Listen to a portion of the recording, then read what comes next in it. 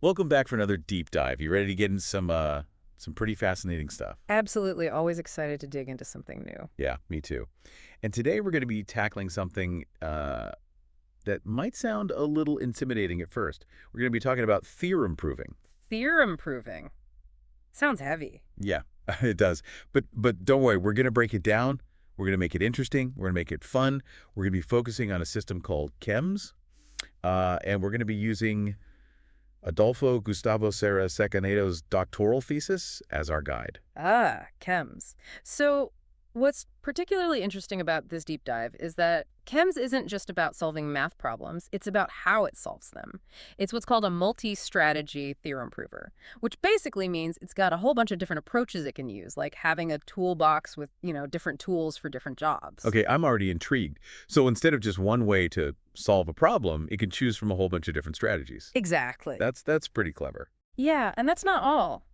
It can even work with a few different types of logic, Yeah. including some really interesting ones called MBC and MCI. Now, these are what are called paraconsistent logics, which means they can handle situations where the information may be contradictory. Okay, now that's where I start to get a little lost. Uh, Because in regular logic, if you have a contradiction, everything kind of falls apart, right? yeah, So how can a system like KEMS deal with that? that is an excellent question. And Hmm. that's one of the things that makes Chem so powerful. It can actually navigate those tricky situations and still reach valid conclusions, even when the information might seem to contradict itself. Think about it this way. In the real world, we encounter inconsistencies all the time. Imagine you have a database with conflicting information. Right. Classical logic would just crumble. Yeah. But paraconsistent logic can actually work with that and Yeah. still draw meaningful conclusions. Okay, so I'm starting to see how this could be really useful beyond just theoretical math problems. But before we get too far ahead of ourselves, maybe we should back up a bit. What exactly is theorem proving? And how does KEMS actually do it? You're absolutely right. Let's lay some groundwork. At its core, theorem proving is really just about using logic to demonstrate that a particular statement is true. We call that statement a theorem. Okay. And KEMS does this using a method called the KE system, and it starts with what we call a sequent. Imagine it like a logical equation. Sure. It shows how certain statements, which we call premises, lead to a conclusion. It's like the foundation of the argument that KEMS is trying to prove. Got it. So the sequent is like the starting point, the problem that needs to be solved. Exactly. What happens next? Well, KEMS takes that sequent and it uses it to build a tree-like structure called a tableau. Okay. Each branch of that tree, it represents a different line of reasoning, Okay. and each node on the branch is a step in the process. I'm a visual person, so I'm picturing this tree branching out with all these different possibilities. Yeah. But how does KEMS know which branches to explore? That's where those strategies we talked about come into play. Okay. Each strategy provides a set of rules and guidelines for how to navigate the tableau tree. It's like a map. Kind of, yeah, like Yeah. a map for finding the solution. So it's not just about blindly searching through all the possibilities. There's a real element of strategy and decision-making involved. Absolutely. KEMS uses these strategies to make choices. You know about which rules to apply, which branches to prioritize, and how to most efficiently find a proof. It's like solving a puzzle, but instead of just trying every piece at random, you have a plan, Right, a yeah. method. Okay, this is starting to make more sense. But I have to admit, I'm still a little fuzzy on some of the details. What are these rules that KEMS is applying? Okay, good point. So we need to understand how KEMS works on each of those branches. It uses what we call signed formulas. These are basically statements that have been marked as either true or false, and the KE system has a whole set of rules for how to manipulate these signed formulas, how to break them down, and how to combine them. So it's kind of like KEMS is playing a game with these formulas, Yeah, trying to arrange them in a way that proves that original sequent. that's a great way to think about it. And the goal is to find a contradiction somewhere in that tableau tree. If it can find a contradiction, it means that the original sequent is valid, that the conclusion logically follows from the premises. Gotcha. Okay, I think I'm starting to get the basic idea here. Yeah, You mentioned that KEMS can work with different types of logic. right. How does that play into this whole tableau and signed formula thing? Well, the rules for manipulating those formulas actually change, depending on which logic you're working with. Okay. So, for example, those paraconsistent logics, MBC and MCI, they have their own special rules that allow them to deal with contradictions in a way that classical logic just can't. Okay. I'm really curious to learn more about that. Uh-huh. But before we dive into the weird and wonderful world of paraconsistent logic, maybe we should take a closer look at those strategies that you mentioned. Yeah. I'm starting to see how they're a key part of what makes KEMS so unique. You're absolutely right. Let's unpack some of those strategies and see how they actually work in practice. Okay, so let's explore some of these strategies. They really give KEMS its flexibility. One that comes to mind is the memory saver strategy. Memory saver strategy. That name definitely makes it sound efficient. Is it like a minimalist approach? It is. As you might guess, it's all about using as little memory as possible, even for, really complex problems. And that's a big deal, especially when you're dealing with lots and lots of formulas and this huge tableau tree. Right. It's like packing for a backpacking trip. Okay. You only bring the essentials, Right. to keep things light and manageable. So when memory is a concern, this is the strategy that you'd want to go with. Yeah. What about other situations? What are some of the other options in this KEMS toolbox? Well, there's the simple strategy, Okay. which is pretty much what it sounds like. It's a straightforward, easy to understand approach. Right. It might not be the most glamorous or even the fastest, but it's reliable and can be surprisingly effective for certain types of problems. Okay. It's like having a good basic hammer in your toolbox. It'll get the job done for most, simple tasks. Makes sense. So you have your minimalist option, you have your basic all-purpose tool. What if you need something a bit more, I don't know, sophisticated? Then you might reach for the back-jumping simple strategy. This one is all about efficiency. It can actually backtrack, like go back to earlier decisions in the proof search, if it hits a dead end. Okay. It's like realizing you took a wrong turn in a maze, and you go back and you try a different path. Right. It saves you a lot of wasted time. Yeah, that's pretty clever. That sounds like it could make a big difference in how long it takes to find a proof. Are there any strategies that kind of go beyond just being efficient? There are, and these are some of the most interesting ones, the learning strategies. What's really cool about these is that they can actually analyze those dead ends in the proof search and use that information to make the process faster the next time around. Okay, that's super interesting. It sounds like it's almost learning from its mistakes. It is. How does that work? Well, it's a bit complex, but essentially it identifies patterns in those unsuccessful attempts. Okay. And it uses that information to create new rules or shortcuts that can be applied in future proofs. It's like, imagine a detective noticing a recurring pattern in a series of crimes. Right. And using that to predict, the next move of the culprit. Wow. So KEMS isn't just following a set of pre-programmed rules. It's actually like adapting and improving as it goes. Exactly. That's pretty amazing. And on top of all these strategies, KEMS uses something called sorters. Now, these help organize all the information within each branch of that tableau tree. Okay. And this helps determine the order in which the rules are applied, which can have a really big impact on efficiency as well. So it's like having a well-organized workshop Yes. where everything is in its place. Mm-hmm. And you can easily find the right tool when you need it.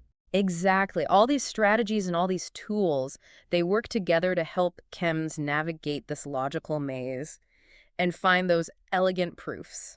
This is really giving me a new appreciation for the complexity of theorem proving. Yeah. It's so much more than just crunching numbers. Oh, absolutely. It's about strategy and efficiency and even a kind of learning and adaptation. And remember, we've been focusing on how KEMS tackles problems in classical logic.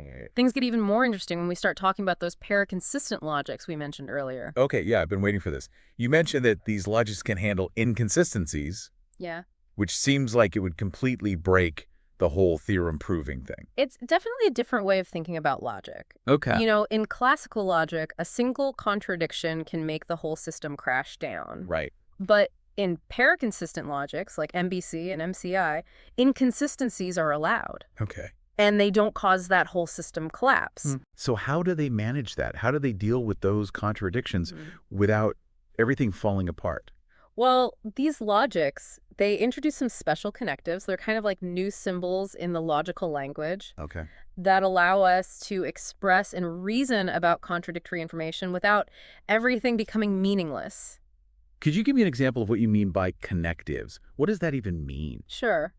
Think of the word "and." Okay. It connects two statements together. Right. In classical logic, if one of those statements is false, the whole "and" statement is false. Right. But in some paraconsistent logics, there might be a different connective that acts a little differently. Okay. It might allow the whole statement to still have some meaning, even if part of it is contradictory. It's a way of saying, okay, these two pieces of information might clash, but let's see what we can still make sense of. So it's not just about saying something is true or false. It's about understanding the nuances and the relationships between different pieces of information, even if they seem to conflict. Exactly. And that's what makes paraconsistent logic so fascinating. It allows us to explore this whole new dimension of logical reasoning, one that's much closer to how we actually think, in the real world. I'm starting to see how this could be really powerful, especially for things like artificial intelligence. Yeah. You have to deal with messy real-world data that might be incomplete or contradictory. Absolutely. But before we get too far into those applications, let's take a step back and see how KEMS actually handles these paraconsistent logics. Okay, I'm ready to dive into that.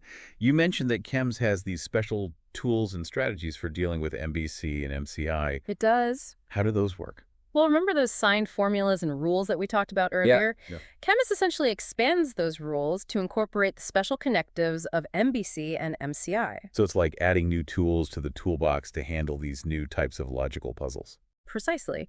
And to really test KEMS's capabilities in this area, Adolfo Gustavo Saraseca Neto, the author of our source material, he created a series of problems specifically designed to challenge MBC and MCI provers. So he's essentially putting KEMS through its paces, Exactly. seeing how it handles these tricky situations where the information might be contradictory. These problems, they really push the boundaries of what these logics can do Right. and help us understand the nuances of how they work. I can see why you find this so fascinating. It's like exploring a whole new frontier of logic and reasoning.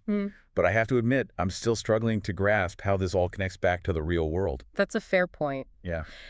Let's shift gears a bit and explore some of the potential applications of KEMS and paraconsistent logic. Okay, so we've talked about a lot. Theorem proving, Well, paraconsistent logic. But I think the big question for our listener is, why does any of this really matter? you're right. Time to connect all of this back to the bigger picture.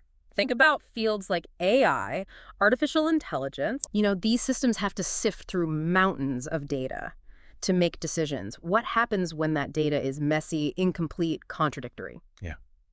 Seems like that's exactly the kind of situation where traditional logic just wouldn't work very well. Exactly.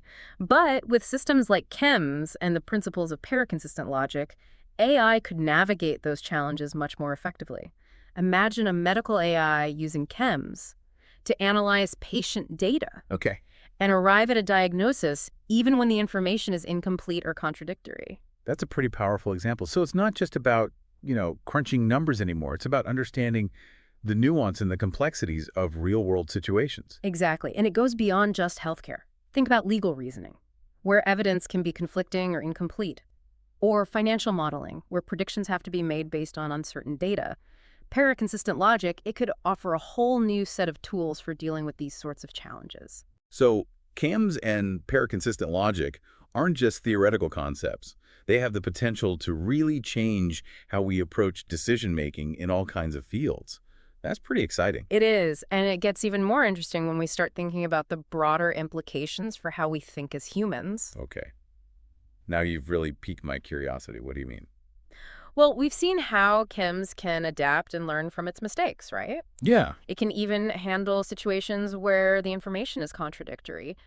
In a way, it's kind of a model for how we might approach complex problems in our own lives. You're saying that we can learn something from this multi-strategy theorem prover about how to be more flexible and adaptable in our own thinking. Exactly. Instead of clinging to, rigid beliefs or getting stuck in our ways, Right. we can learn to embrace different perspectives, consider multiple possibilities, and even accept that sometimes the information we have might be incomplete or contradictory. That's a powerful message. And in a world that seems to be getting more and more complex and uncertain, those skills are definitely more important than ever. They are. And KEMS, with its ability to sort of navigate those complexities, it offers us a really fascinating glimpse into the potential of logical reasoning, both for machines and for ourselves. This deep dive has really opened my eyes to a whole new world of logic and its potential. We've gone from the theoretical foundations of theorem proving to the potential applications in AI. And even, reflections on our own thinking processes. It's been a pretty amazing journey. It has. And I think as we wrap up, I want to leave our listeners with one thought. If a machine can learn to reason with this kind of flexibility and nuance, what does that tell us about the potential of human intelligence? What limits can we break through if we really embrace the power of, adaptable, multifaceted thinking? That is definitely a question worth pondering. We've learned about KEMS, this powerful tool that can tackle all sorts of complex logical problems. But I think maybe the biggest takeaway is this. We can all learn from KEMS' example and strive to be more adaptable, flexible, and open-minded in our own thinking. So go out there, explore new ideas, question your assumptions, and never stop learning. Thanks for joining us on this deep dive.